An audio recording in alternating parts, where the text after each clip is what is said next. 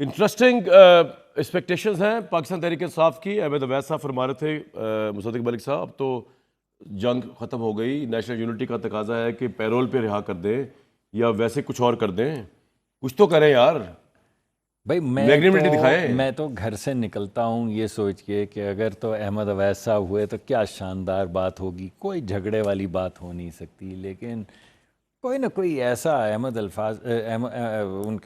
اویس صاحب کی اتنی کمانڈ ہے ابلاغ زبان پہ کہ وہ کوئی نہ کوئی ایسا کیا وہ بلیک سپاٹ والی بات لگتا ہے. جی ہاں وہی, جی وہ ایسے ناوک انداز ہوتے ہیں ناوک انداز جی ہاں, جینے بھی نہیں دیتے اور کہ انسان پھڑک جاتا ہے. ابھی بھی ایک شعر میں نے رکھا ہوا ہے, لاسٹ میں کہہ دوں گا. جی مجھے جی آپ ضرور کہیں گے. تو میں واقعی سوچتا رہا, میں نے کہا بلیک سپاٹ یار مجھے کیوں یہ بلیک سپاٹ کیوں کہہ رہے ہیں یہ, تو پھر مجھے وہ برائٹ سپاٹ سارے یاد آئے.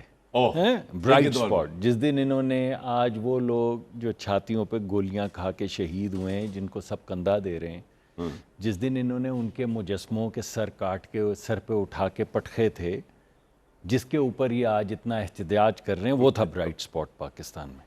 جس دن انہوں نے جا کے کاش آپ انکوائری کراتے تو آپ ہی کے لوگ نکلتے. وہ تھا برائٹ سپاٹ. جس دن انہوں نے تمام ٹاورز چھوڑ کے جس ٹاور پہ عسکری ٹاور لکھا ہوا تھا اس کو آگ لگائی تھی, وہ تھا برائٹ سپاٹ اصل پاکستان کی تاریخ میں.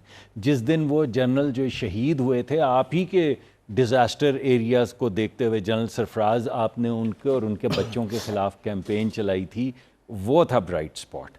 جس دن آپ نے chief of the army staff کو کنٹروورشل کرنے کے لیے پوری کیمپین مرتب کی تھی, وہ تھا پاکستان کی تاریخ کا برائٹ سپاٹ. آج جب ہم جنگ جیتے ہیں اور کچھ آپ کے دوست جو ہیں وہ اکنامک برڈن کی باتیں کر رہے ہیں, جیسے ہمارا اکنامک برڈن تو برڈن ہے اور بھارت کا اکنامک برڈن کیا برڈن ہوا, یعنی وہ ہمارا کتا ان کا کتا ٹامی, یہ جو گفتگو فرما رہے ہیں کچھ لوگ, یہ ہیں برائٹ سپاٹس جو آبجیکٹیو آبزرورز ہیں. جس دن آپ نے یہ کیمپین چلائی تھی کہ خان نہیں تو پاکستان نہیں, وہ تھا اصل میں برائٹ سپاٹ, باقی تو سب بلیک سپاٹ ہے. تو کسی حد تک تو میں آپ کی بات مانتا ہوں کہ ہم تو بلیک سپاٹڈ لوگ ہیں, برائٹ سپاٹڈ لوگ تو آپ ہیں. آپ نا ایک لمحے میں برائٹ سپاٹ ہو سکتے ہیں اگر آپ عمران خان صاحب کو پیرول پہ رہا کر دیں. ارے بھائی عدالت میں جائیں, نہیں حکومت تو کرے نا وہ. نہیں بات نہیں, یہ بات نہیں ہے.